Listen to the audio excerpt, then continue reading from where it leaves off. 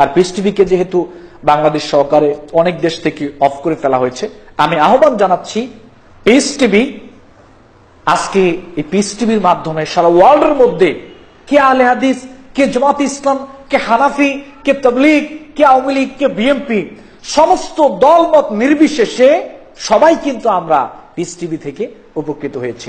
আমি বাংলাদেশে যারা রাষ্ট্র পরিচালনা করছে আমি উদাত্ত আহ্বান জানাচ্ছি যে আপনারা পিস টিভিকে বাংলাদেশে ওপেন করে দেন। এটা মানুষের কল্যাণ বয়ে আনে, যা কিনা কোনো পলিটিক্স করেন না, কোনো ধরনের সন্ত্রাস, কোনো ধরনের জঙ্গিবাদ, কোনো ধরনের উচ্ছৃঙ্খল কোনো কিছুর সাথে কিন্তু উনি জড়িত না।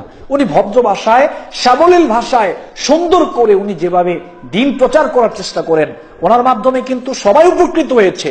জেনারেল শিক্ষায় শিক্ষিত বলেন, মাদ্রাসা শিক্ষায় শিক্ষিত বলেন, সবাই কিন্তু আমরা কম বেশি উপকৃত হয়েছি। এজন্য আমরা উদাত্ত আহ্বান রাখবো যে একটাই চ্যানেল যেখানে কোনো অ্যাড নাই, কোনো অশ্লীলতা নাই, এভাবে চ্যানেলটা চলছে। আমরা রাষ্ট্রের কাছে আহ্বান জানাচ্ছি যে পিস টিভিকে যদি আবার বাংলাদেশে ওপেন করে দেওয়া হয় তো বাংলাদেশের মানুষ আশা করি আমরা উপকৃত হবে ইনশাআল্লাহ।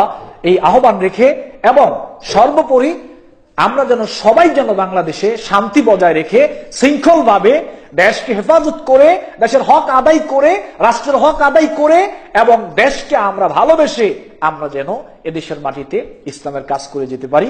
দেশের কোনো ক্ষতির জন্য যেন আমরা দায়ী না হই। আল্লাহ সুবহানাহু ওয়া তাআলা আমাদের সবাইকে তৌফিক দান করুন, আমিন।